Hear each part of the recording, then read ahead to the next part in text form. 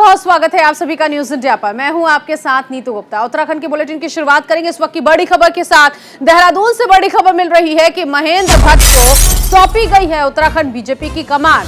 मदन कौशिक की जगह बनाए गए हैं प्रदेश अध्यक्ष। बीजेपी अध्यक्ष जेपी नड्डा से मुलाकात के बाद यह घोषणा हुई। बद्रीनाथ विधानसभा सीट से विधायक रहे हैं और अब अगली बड़ी जिम्मेदारी जो है उन्हें बीजेपी प्रदेश अध्यक्ष के तौर पर मिल चुकी है, यानी कि महेंद्र भट्ट उत्तराखंड के नए बीजेपी प्रदेश अध्यक्ष नियुक्त किए गए हैं। आपको बता दें, इससे पहले उन्होंने बीजेपी राष्ट्रीय अध्यक्ष जेपी नड्डा से मुलाकात की और इस मुलाकात के बाद बीजेपी की तरफ से ये बड़ी घोषणा हुई है कि महेंद्र भट्ट नए बीजेपी प्रदेश अध्यक्ष बनाए गए हैं। मदन कौशिक की जगह अब प्रदेश अध्यक्ष के तौर पर महेंद्र भट्ट को कमान दी गई है।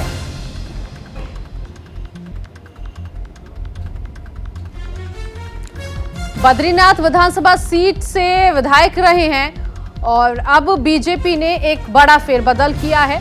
ऐसे में उत्तराखंड बीजेपी की कमान महेंद्र भट्ट को अध्यक्ष के तौर पर सौंपी गई है।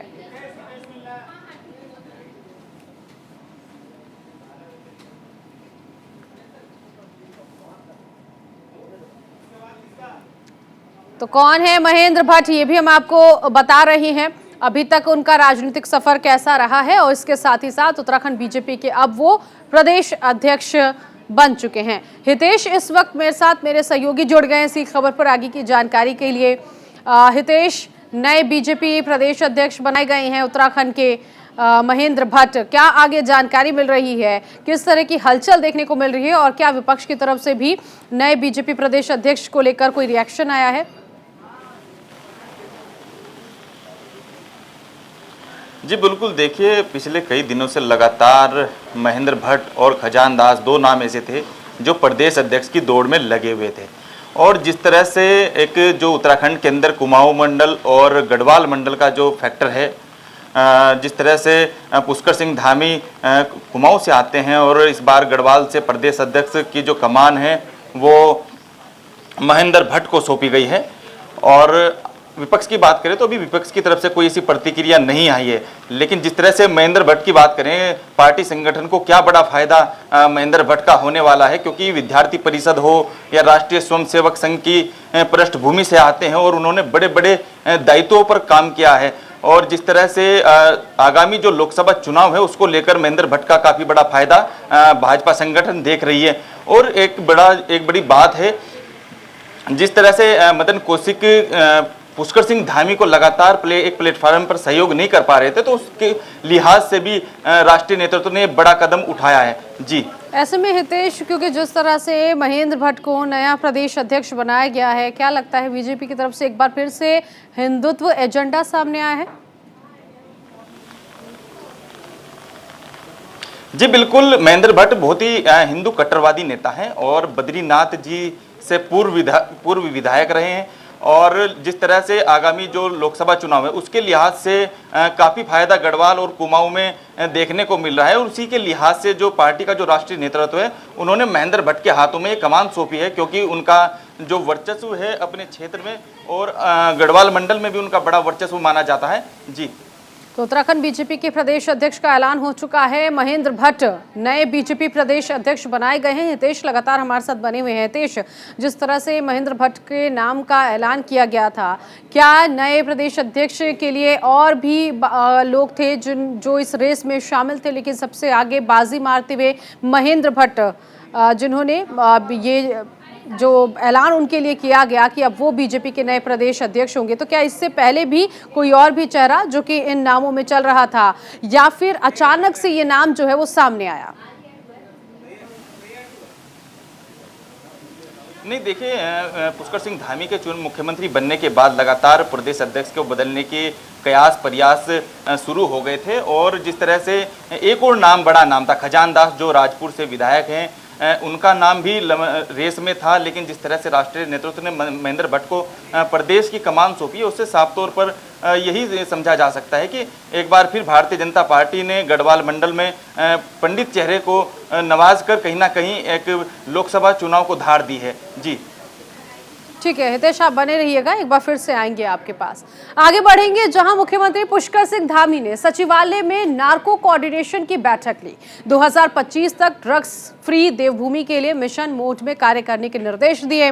सीएम धामी ने कहा कि देवभूमि उत्तराखंड को नशा मुक्त करने के लिए हमें ड्रग्स सप्लायर्स पर कड़ा प्रहार करना है। वहीं दूसरी ओर बच्चों और युवाओं को ड्रग्स की चपेट में आने से बचाना भी है। ड्रग्स नेटवर्क को तोड़ने के लिए पुलिस, आबकारी और ड्रग्स कंट्रोलर मिलकर काम करेंगे ताकि ड्रग्स लेने वाले बच्चों और युवाओं की सही तरीके से काउंसलिंग की जा सके और उन्हें ये समझाया जा सके कि ड्रग्स उनके लिए, उनकी सेहत के लिए बहुत गलत प्रभाव उन पर डालेगा। तो ये काउंसलिंग के जरिए उन्हें समझाने की कोशिश की जाएगी। कि ड्रग्स फ्री उत्तराखंड एक संकल्प लेकर हम लोग इस पर काम करेंगे, जिससे कि पूरी तरह से उत्तराखंड नशे से मुक्त हो। उस दिशा में हम लोग काउंसलिंग से लेकर एक हमारी जो नारकोटिक्स रैपिड एक्शन फोर्स है उसका भी जो है उसको भी प्रकाश में लाएंगे। जल्दी उसका गठन करेंगे जो इन सब चीज़ों पर नज़र रखेगी, इन गतिविधियों पर। इसमें हमारा पुलिस विभाग का महत्वपूर्ण रोल रहेगा, स्वास्थ्य विभाग का और साथ में आबकारी विभाग, और जिन विभागों का भी इसमें सहयोग हो सकता है उन सभी विभागों को लेकर उसकी गठन की कार्रवाई करने के लिए आज हम लोगों ने निर्णय लिया है। 2 जगह पर नशा मुक्ति केंद्र बनाने का अभी निर्णय लिया है। जल्दी से जल्दी अगले 1 माह के अंदर दोनों जगह पर उसका करेंगे। एंटी नारकोटिक्स टास्क फोर्स जल्दी अस्तित्व में आएगी और उसके अस्तित्व में आते ही सारे काम हमारे शुरू हो जाएंगे। तो सीएम धामी को आपने सुना, जिन्होंने बताया कि किस तरह से जो ड्रग्स है इन दोनों काफ़ी एक्टिव हो चुका है और इसके साथ ही साथ ये जो माफिया हैं उन माफियाओं को लेकर भी शिकंजा कसा जाएगा। इस बीच खबर देहरादून से है, जहां शुक्रवार शाम को शहरी विकास मंत्री प्रेमचंद अग्रवाल देहरादून स्मार्ट सिटी के कार्यों का निरीक्षण करने पहुंचे।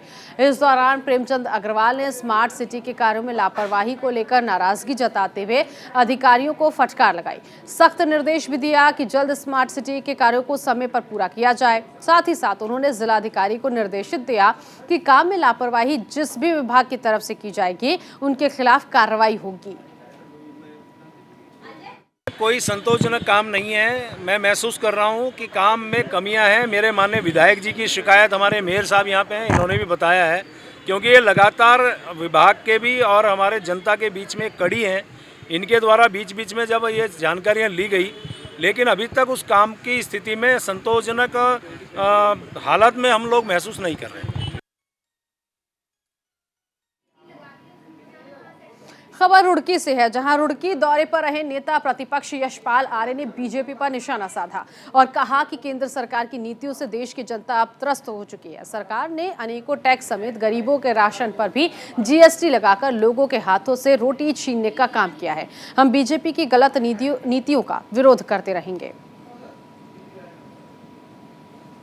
सत्र की कार्रवाई उठा के देखी है। सदन में माननीय मंत्रीगणों के पास सवालों के जवाब नहीं थे। जिन मुद्दों पर हम बातचीत कर रहे थे, जिन सवालों को कांग्रेस उठा रही थी, माननीय विधायक उठा रहे थे, उसका सवाल, उन सवालों के जवाब नहीं थे। मंत्रीगण होमवर्क करके नहीं आ रहे थे, असहज महसूस कर रहे थे। तमाम वहाँ के मीडिया ने इस बात को कहा है। और आज भी जो हमारा महंगाई का मुद्दा है, हम कहीं पीछे हटे हैं। बेरोजगारी को लेकर हमने कई बार आंदोलन किए हैं। हमने सदन में भी कहा है कि भाई जो हमारे यहाँ इंडस्ट्रीज हैं, जो हमारे कल कारखाने हैं, जो हमारे उद्योग में हैं, यहाँ पर 70% युवाओं को रोजगार मिलना चाहिए। एक कानून बनना चाहिए, हाउस में आना चाहिए, सदन में आकर उस पर कानून बनना चाहिए। उसके बाद 70% नौजवानों को रोजगार दिशा में पहल होनी चाहिए। तमाम मुद्दों को उठाया है। और सहयोगी अनिल सैनी इस वक्त मेरे साथ जुड़ गए हैं। अनिल, अगर देश की राजधानी की बात की जाए दिल्ली की, वहां पर विपक्ष जोरदार तरीके से हंगामा कर रहा है, संसद में भी जमकर नारेबाजी की जा रही है और अब उत्तराखंड में भी विपक्ष ने एक बार फिर से बीजेपी पर जोरदार निशाना साधते हुए कहा कि गरीबों की रोटी छीनने का काम बीजेपी कर रही है। सरकार में लगातार कांग्रेस की स्टील का विरोध कर रही है। वहीं पर उत्तराखंड की अगर बात करें, उत्तराखंड में यशपाल आर्य जो रुड़की पहुंचे थे, उन्होंने एक मीटिंग ली है। कांग्रेस के वरिष्ठ समाज सेवी जितने भी हैं, उनके एक मीटिंग में उन्होंने साफ तौर पर यही कहा है कि केंद्र सरकार कहां तक अपना जो जीएसटी का सर्वे वगैरह है वो कहां तक जाएगा, जिससे गरीब आदमियों की आधी रोटी जो केंद्र सरकार देती है उसको भी छीनने का काम केंद्र सरकार कर रही है और राज्य सरकार लगातार इस पर कोई भी सुनवाई नहीं कर रही है। हालांकि केंद्र सरकार की अगर बात करें, केंद्र सरकार ने जीएसटी का सर्वे लगातार चालू रखा है। अगर बात करें उत्तराखंड की, उत्तराखंड में भी व्यापारियों का रोष देखने को मिल रहा है कि जिससे जीएसटी सर्वे रोका जा सके। कहीं ना कहीं यशपाल आर्य ने सीधा जो सरकारी सस्ते गल्ले की दुकान की बात करें, सरकारी सस्ते गल्ले की दुकान में जो गरीबों को जो राशन मिलता है, कहीं ना कहीं उस पर भी सवाल उठाए हैं कि जो गरीब लोग हैं उनकी जो रोटी है वो उन पर कहीं ना कहीं भारी ना पड़ जाए। जी ठीक है, बहुत शुक्रिया इस जानकारी के लिए। आगे बढ़ेंगे, खबर हरिद्वार से मिल रही है, जहां रेल मंत्रालय के सदस्य मनोज गौतम ने कावड़ मेला सकुशल संपन्न होने का श्रेय उत्तराखंड के मुख्यमंत्री पुष्कर सिंह धामी और हरिद्वार के प्रशासन को दिया। उन्होंने जानकारी देते हुए बताया कि कावड़ मेला एक चुनौतीपूर्ण मेला था, जिसको लेकर उत्तराखंड सरकार और जिला प्रशासन ने संयुक्त रूप से काम कर मेले को संपन्न कराया। इसके लिए वो बधाई के पात्र हैं और उन्होंने ये भी कहा कि 13 दिन चले इस कावड़ मेले में हरिद्वार रेलवे ने 2.5 करोड़ का मुनाफा कमाया है। ऐसे में कावड़ मेले में बढ़ती भीड़ के दबाव को देखते हुए रेलवे द्वारा मेला स्पेशल ट्रेनें भी चलाई गईं, जिससे हरिद्वार में कावड़ यात्रियों की भीड़ को सुगम तरीके से लाया और ले जाया जा सके। प्रदेश के युवा मुख्यमंत्री आदरणीय पुष्कर सिंह धामी जी का पहले तो बहुत आभार धन्यवाद करता हूं। 2 साल के बाद बहुत ही अधिक संख्या में कांवड़ यात्रा शुरू हुई और जिसको उन्होंने जितने मान सम्मान के साथ शुरू कराया और जितना अतिथि सत्कार किया यहाँ के जिलाधिकारी द्वारा भी, उसका पूरा श्रेय हमारी सरकार को जाता है। और रेलवे द्वारा जितना अत्यधिक कार्य इस समय हमारी लोकसभा के अंदर हो रहा है डॉक्टर निशंक जी के यहाँ, इससे अधिक कार्य कहीं नहीं हो रहा। रेलवे ने बहुत अच्छी व्यवस्था रखी और अतिरिक्त ट्रेनें चलाई हैं और जिससे 13 दिन में जो यात्रा से चली है रेलवे को 2.5 करोड़ के आसपास की आमदनी हरिद्वार स्टेशन के उससे हुई है और ये बहुत अच्छी व्यवस्था में रहा है। और आगे भी से और सुचारू रूप से जैसे ट्रेनें मेले के अनुसार उन्होंने बढ़ाई और चलाई गई हैं, ये आगे भी इसे सुविधा अनुसार किया जाएगा और सुविधाएं बढ़ाई जाएंगी। उधर देहरादून में एबीवीपी ने बीजेपी सरकार को आंदोलन करने की चेतावनी दी है। बता दें कि अधीनस्थ सेवा चयन आयोग में धांधली को लेकर विद्यार्थी परिषद ने बयान दिया और चेतावनी देते हुए बोले कि निष्पक्ष जांच नहीं होने पर विद्यार्थी परिषद आंदोलन करेगा। एबीवीपी के प्रांत संगठन मंत्री प्रदीप शेखावत ने आयोग के अधिकारी की गिरफ्तारी की मांग भी की है। सुनिए जरा। आयोग को भंग करने की बात मैं नहीं कहूँगा, मैं विषय यही कहूँगा कि इसका जो भी है इसके उच्च अधिकारी और बुद्धिजीवी वर्गों पर इसको इस विषय को ऊपर ठीक तरीके से इसको संज्ञान में लेना चाहिए और जो भी एक हाई कमेटी सरकार के द्वारा बनाना चाहिए जिसके अंदर रिटायर्ड जज को शामिल किया जाए और ऐसे लोगों का एक निष्पक्ष कमेटी बनके इस पर निष्पक्ष जांच हो और बाद में तय किया जाए कि वास्तव में आयोग की आवश्यकता है या नहीं है। आयोग की आवश्यकता अगर प्रदेश के अंदर है तो उसको रखना चाहिए, अगर आयोग की आवश्यकता नहीं है तो भी वो कमेटी तय करेगी। इसके अंदर जो भी निष्पक्ष, हम एक ही बात करेंगे कि इसके अंदर युवाओं को के साथ और आम जनमान के साथ न्याय होना चाहिए, उत्तराखंड के अंदर न्याय हो। देहरादून में पर्यावरण को बचाने के लिए वृक्ष मित्र सम्मेलन का आयोजन किया गया। वहीं सम्मेलन में पहुंचे सैकड़ों छात्रों ने वृक्षारोपण कर प्रकृति को बचाने के लिए संकल्प लिया। बता दें कि अखिल भारतीय विद्यार्थी परिषद ने इस बार पूरे प्रदेश भर में 1 लाख पौधारोपण करने का लक्ष्य रखा है। अखिल भारतीय विद्यार्थी परिषद के क्षेत्र संगठन मंत्री मनोज निखरा ने कहा कि इस बार अखिल भारतीय विद्यार्थी परिषद पूरे देश भर में 1 करोड़ की संख्या में वृक्षारोपण का लक्ष्य रख चुका है। अखिल भारतीय विद्यार्थी परिषद ने पूरे देश भर में एक संकल्प लिया है कि हम पूरे देश भर में 1 करोड़ वृक्षों का रोपण इस साल हम करेंगे। पिछले 2-3 साल से कोरोना का समय चल रहा था, उस समय छात्र कैंपस में नहीं आ सके थे, इसके कारण हमारा ये अभियान थोड़ा कम गति से चला, लेकिन इस बार हमने इसको पूर्ण गति देते हुए पूरे देश भर में 1 करोड़ वृक्षों का रोपण करने का अभियान लिया है। इसके तहत हमने ये जो विशेष काम हाथ में लिया है कि सबसे पहले हम अलग अलग कॉलेज कैंपसों के छात्र छात्राओं को एवं साथ में हम समाज के विभिन्न संगठनों को एवं साथ में अलग अलग समाज के जो अलग अलग जो संस्थाएं हैं उनको साथ में जोड़ करके सबसे पहले हम उनको वृक्ष मित्र बनाएंगे और अपेक्षा ये है कि जो वृक्ष मित्र बने वो कम से कम 10 वृक्षों का रोपण करे, साथ में उनका संवर्धन, उनका संरक्षण और साथ में ही उनका जैसे मित्र जैसे व्यवहार करते हुए उनको बड़ा करने से लेकर के उनकी पूरी चिंता वो वृक्ष मित्र करे। इस प्रकार का हमने इस प्रकार का अभियान इस बार लिया है और बहुत बड़ी मात्रा में इस अभियान में इस बार छात्र छात्राएं हमारे साथ जुड़ रहे हैं। वृक्ष मित्र बनकर के ये केवल वृक्षारोपण नहीं है, कैसे वृक्ष बड़े होंगे तब जाकर के हमारा ये प्रकृति का जो संरक्षण है वो हम कर सकेंगे। ऐसे ही खबर पर हितेश हमारे साथ लगातार बने हुए हैं। हितेश, जिस तरह से पौधारोपण का संकल्प लिया गया, किस तरह से ये अभियान चलता हुआ दिख रहा है आपको? जी बिल्कुल, लगातार जिस तरह से अखिल भारतीय विद्यार्थी परिषद लगातार प्रदेश के अंदर कई आयामों पर कार्य कर रही है, तो वहीं पर वृक्ष मित्र लगाने का अभियान इस बार अखिल भारतीय विद्यार्थी परिषद ने शुरू किया है।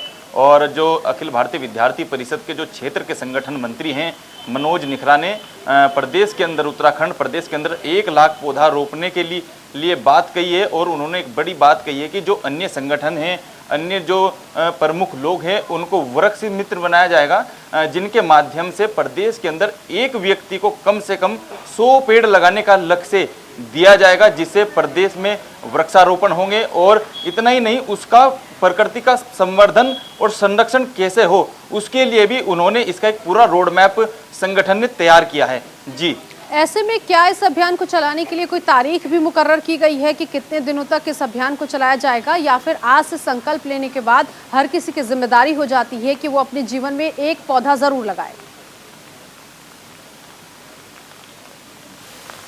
बिल्कुल, देखिए, अखिल भारतीय विद्यार्थी परिषद ने हरेला पर्व के दिन यह संकल्प लिया था और पूरे वर्ष भर यह पौधा रोपने का जो कार्यक्रम है, पौधारोपण का जो कार्यक्रम है, वो अखिल भारतीय विद्यार्थी परिषद पूरे प्रदेश भर के अंदर प्रत्येक जिलों में, प्रत्येक इकाइयों पर, विद्यालय, महाविद्यालय, विश्वविद्यालय, हर विद्यालयों में सभी छात्र छात्राओं के माध्यम से पौधे रोपने का कार्य करेगा। जी ठीक है, बहुत शुक्रिया इस जानकारी के लिए।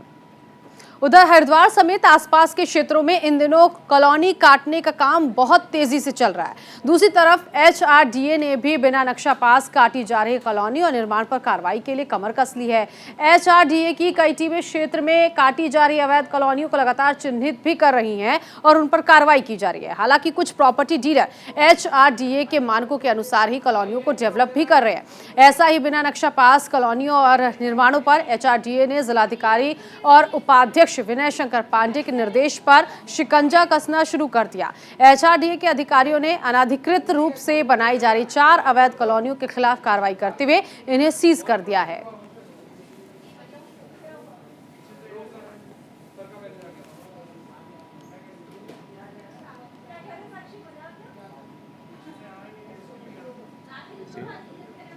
मकसद है वो है कि यदि बिना नक्शा पास कराए कोई निर्माण किया है, मकान है, चाहे कॉलोनी है, तो उनको नोटिस निर्गत करते हुए ये हम लोग उनको निर्देश देते हैं, ये एक तरह से सूचना देते हैं कि आप लोग अपना नक्शा सबमिट कर लें। नक्शा पास कराते हुए जो इलीगल कंस्ट्रक्शन हुआ है उसको वैलिड करा लें।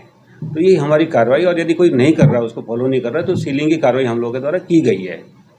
सीलिंग के बाद भी हम लोग उनको एक ऑप्शन है, और बहुत लोगों के द्वारा अपने नक्शे सबमिट भी कर दिया है, लेआउट सबमिट कर दिया है, तो उस पर हम आगे कार्रवाई कर रहे हैं। और जो नहीं कर रहे हैं उनको फिर सील, जब तक उनके द्वारा श्रमण का मानचित्र पुटअप नहीं किया जाता है श्रमण हेतु, तब तक उनकी जो है सील यथावत रहेगी, उसमें कोई खोलने की कार्रवाई नहीं की जाएगी।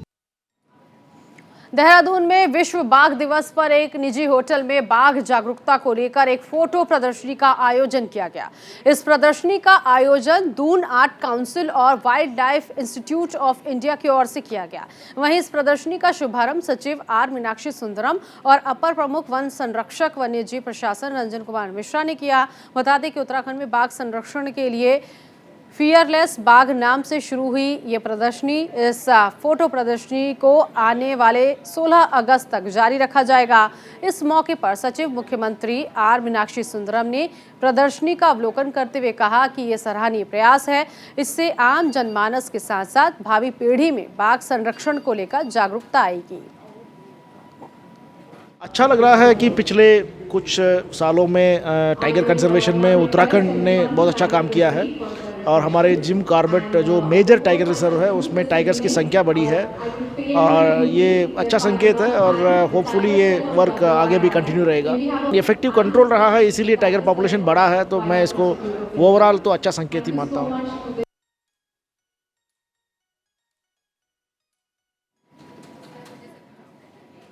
हरिद्वार में महिला के सड़क पर बच्चे को जन्म देने का मामला सामने आया है। बता दें कि एक गर्भवती महिला को इलाज नहीं मिलने की वजह से महिला ने मेला अस्पताल के बाहर ही सड़क पर एक नवजात को जन्म दिया। सड़क पर बच्चे को जन्म देने का वीडियो सोशल मीडिया पर वायरल हो चुका है।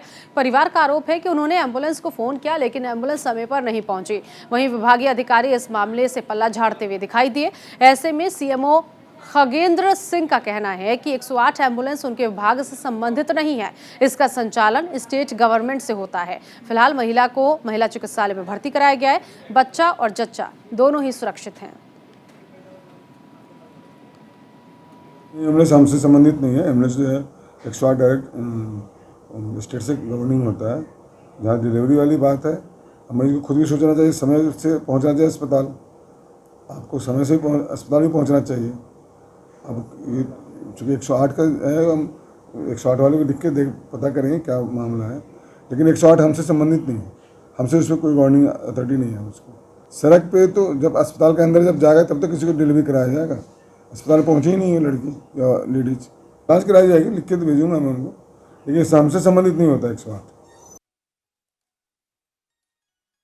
संजय पुंडेर इस वक्त मेरे साथ मेरे सहयोगी जुड़ गए हैं। संजय, जिस तरह से हमने सीएमओ को सुना, उन्होंने कहा कि उनके विभाग के अंडर तो ये आता ही नहीं है कि एम्बुलेंस को जो है वो उनके विभाग के अंडर आए और उन्हें फ़ोन किया जाए। इस तरह से तो उन्होंने अपनी बात कह दी, लेकिन ये पहला मामला नहीं है। आपको याद होगा कि कुछ समय पहले भी ठीक इसी तरह से मामला आया था, जहाँ बार बार परिवार की तरफ से फ़ोन किया जा रहा था, एम्बुलेंस समय पर नहीं पहुँचा और बीच सड़क पर ही नवजात को जन्म दिया था महिला ने, और ठीक एक मामला फिर से आ गया। जिले का मामला है जहां पर एक महिला ने सड़क पर ही बच्चे को जन्म दे दिया। हालांकि महिला के परिजनों का यह सीधा सीधा आरोप है कि लगातार एम्बुलेंस को कॉल करते रहे, उसके बावजूद भी एम्बुलेंस यहां पर नहीं पहुंची है। तो कहा जा सकता है कि कहीं ना कहीं हरिद्वार की स्वास्थ्य सेवाओं पर एक बार फिर बड़े सवाल खड़े हैं। हालांकि इस संबंध में जब हमने हरिद्वार के मुख्य स्वास्थ्य अधिकारी से बात करना चाहे तो उन्हें सीधा सीधा पल्ला झाड़ते हुए कहा कि हमारे सेवाओं में नहीं आता है, एम्बुलेंस की सेवाएं स्टेट गवर्नमेंट के अधीन आती है। तो कहीं ना कहीं कहा जा सकता है कि यहाँ पर हरिद्वार जिले में जो स्वास्थ्य सेवाएं हैं वो पूरी तरह लाचार दिख रही है, और यही वजह है कि महिला अब सीधा सीधा आरोप लगा रही है कि एक बड़ी घटना भी हो सकती है। हालांकि यह पहला नहीं, पहले भी इस तरह की घटना हमने देखी है। तो कहीं ना कहीं हरिद्वार स्वास्थ्य विभाग पर बड़े सवाल खड़े होते हैं। अब देखने वाली बात होगी जिला प्रशासन इन अधिकारियों पर किस तरह की कार्रवाई करता है और आगे ऐसी घटना होने से किस तरह से रोका जा सकता है। ठीक है, बहुत शुक्रिया इस जानकारी के लिए। और इसी के साथ उत्तराखंड के बुलेटिन में अभी के लिए बस इतना ही। बाकी की तमाम खबरों के लिए आप बने रहिए न्यूज़ इंडिया के साथ।